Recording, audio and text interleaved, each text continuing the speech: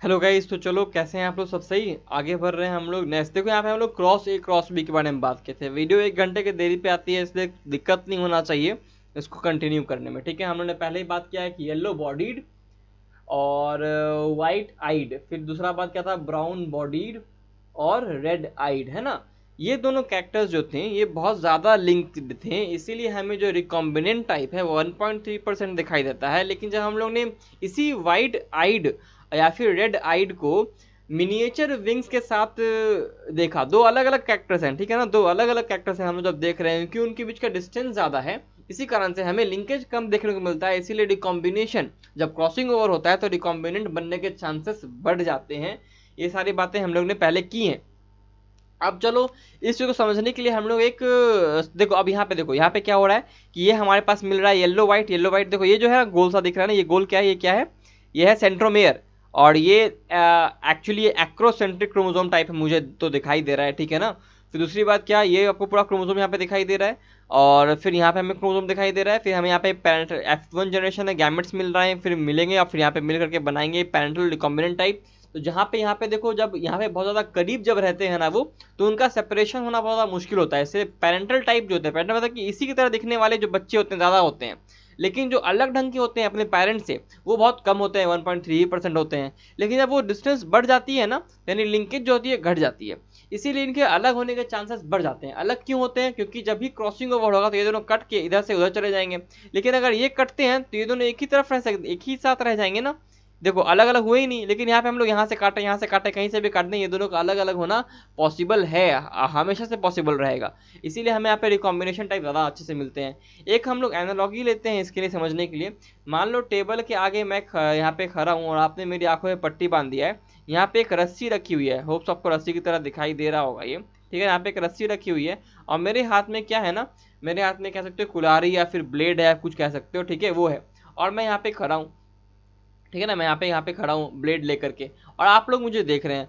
आपका कहना क्या है कि यहाँ पे एक ऑब्जेक्ट, आपने दो ऑब्जेक्ट रख दिया, मुझे नहीं पता, मेरे आंखों में पट्टी बंधी हुई है, मुझे नहीं पता कि ऑब्जेक्ट्स कहाँ रखे हुए हैं। तो आपने यहाँ पे एक ऑब्जेक्ट ए रखा और यहाँ पे एक ऑब्जेक्ट रख दिया, यहाँ पे बी रख दिया, और आपने कहा कि इसको अलग अलग करना है। तो मैं क्या करूँगा, आंख बंद करके यहाँ पे कहीं ना कहीं चाकू चलाऊंगा इसके ऊपर अलग अलग करने के लिए। तो देखो, मैंने कई जगह चाकू चलाए हैं, लेकिन इनका अलग होना बहुत मुश्किल है। शायद ही 100 में कोई 10 चाकू ऐसे होंगे जो कि इन दोनों के बीच में जाके लगेंगे और इन दोनों को अलग कर पाएंगे। लेकिन मैक्सिमम ऐसा पॉसिबिलिटी यहाँ पे दिख रहा है हमें कि ये दोनों अलग नहीं हो पाएंगे। यानी डिस्टेंस जब कम रहता है तो लिंकेज बहुत ज़्यादा होती है, जिसलिए अलग करना बहुत मुश्किल हो जाता है। लेकिन अगर यही ये बी वाला बॉल आप लोग यहाँ ना रख के इस तरफ रखते हैं, तो मैं कहीं पर भी लगाता निशाना, ये दोनों ए और बी हमेशा अलग होते हैं। इसी कारण से हम लोग कहते हैं कि जितना ज़्यादा दूरी बढ़ेगा उतना ज़्यादा हमारे पास लिंकेज घट जाता है, रिकॉम्बिनेशन बढ़ जाता है, ठीक है ना। क्रॉसिंग ओवर इसी कारण से 0 से 50% हो सकता है, लिंकेज 50 to 100% हो सकता है। परसेंटेज का भी ध्यान रखना है। आगे बढ़ते हैं, नेक्स्ट वाले चार्ट पे देखते हैं। पैरेंटल टाइप दिखाई दे रहा है, रिकॉम्बिनेंट टाइप दिखाई दे रहा है, ये सब जो परसेंटेज है ध्यान रखने हैं, बिकॉज ये सब क्वेश्चन आ चुका है, वो भी नीट में आ चुका है, ठीक है। आगे बढ़ते हैं हमारे पास क्वेश्चन में, where is the number of chromosome is reduced to half in first reduction division of meiosis, then what is the need for second matrix division? Reason क्या है कि हमें, जब देखो म्यूसिस का कारण क्या था, म्यूसिस क्यों कर रहे थे, म्यूसिस इसीलिए कर रहे थे कि हमारा क्रोमोसोम नंबर घट जाए, आधा हो जाए। क्वेश्चनर ये कर रहा है, पूछ रहा है आपसे कि अगर पहले ही म्यूसिस में आधा हो चुका है तो दूसरी बार क्यों कर रहे हैं हम लोग? म्यूसिस 2 का जरूरत ही क्या है? जरूरत इसीलिए है म्यूसिस 2 का कि हम लोगों ने अभी भी इक्वल डिस्ट्रीब्यूशन नहीं किया है, हम लोगों ने अभी भी सेग्रीगेशन नहीं किया है रेप्लिकेटेड क्रोमोसोम्स का। देखो कैसे कह सकते हो इस चीज को, यहाँ पे ये क्रोमोसोम है, अभी भी हमारे पास किसी भी एक सेल में ऐसे क्रोमोसोम्स मौजूद हैं, हमने अभी भी इसको तोड़ा नहीं है, अलग अलग नहीं किया है इसको हम लोगों ने। देखो अभी भी इस क्रोमोसोम में 2C की जगह 4C डीएनए है।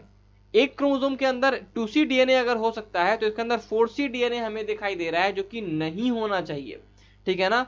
तो इसीलिए for segregation of replicated chromosome, जो क्रोमोसोम रेप्लिकेट कर चुके हैं उनके सेग्रीगेशन के लिए हमें सेकेंड मैट्रिक्स डिवीजन करना पड़ता है, यहीं पे जाके हमारा सेंट्रोमेयर अलग होता है। In humans chromosomal condition of male is what, बताना है कि क्रोमोसोमल कंडीशन कैसे होते हैं मेल्स में। ए का मतलब है ऑटोजोम्स, ए का मतलब है ऑटोजोम्स। 44A X0 44A, अच्छा सी हो गया आंसर ना हमारा, तो आंसर यहाँ पे सी हो गया। X0 वाला केस हमारे साथ नहीं होता, ठीक है ना। The carriers of hereditary material are, जो कैरियर्स होते हैं हमारे हेरिडिटरी मटेरियल के, वो क्या होते हैं बताओ? वो होते हैं हमारे पास क्रोमोजोम्स, ठीक है ना। क्रोमोजोम्स कैरी करते हैं क्या? जीन, ठीक है ना। तो chromosomes are the carrier of gene और chromosomes are the carrier of hereditary material, दोनों चीजें होंगी यहाँ पे, आंसर होगा यहाँ पे क्रोमोजोम्स हमारे, ठीक है। Next question, the 23rd pair of chromosome is man is known as, man के अंदर मैन यानी कि यहाँ पे देखो मैन जो होते हैं ना, यहाँ पे जो मैन शब्द इस्तेमाल किया गया है वो मेल के लिए इस्तेमाल नहीं किया गया है, वो फीमेल मेल दोनों के लिए इस्तेमाल किया गया है। बायोलॉजी में मैन शब्द को दोनों सेक्स के लिए इस्तेमाल किया जाता है, फिर आइदर एनी ऑफ द के लिए इस्तेमाल किया जा सकता है, किसी तरह के सेक्स के लिए इस्तेमाल किया जा सकता है। मैन मतलब होता है ह्यूमन, ठीक है, क्योंकि ये मैन जो है ये ह्यूमन से ही आया है, ठीक है ना, ये ह्यूमन से ही ये शब्द आया है। आते हैं 23rd पेयर, क्या कहलाता है? तो जो कहलाता है उसे कहते हैं हम लोग हेटेरोजोम्स। बाकी पहला जो होता है उसे कहते हैं 24 क्रोमोजोम्स जो होते हैं, यानी 22 पेयर जो होते हैं उसे कहते हैं हम लोग autosomes. In recent past, human chromosomes have been studied by technique using specific or the often fluorescent dyes known as।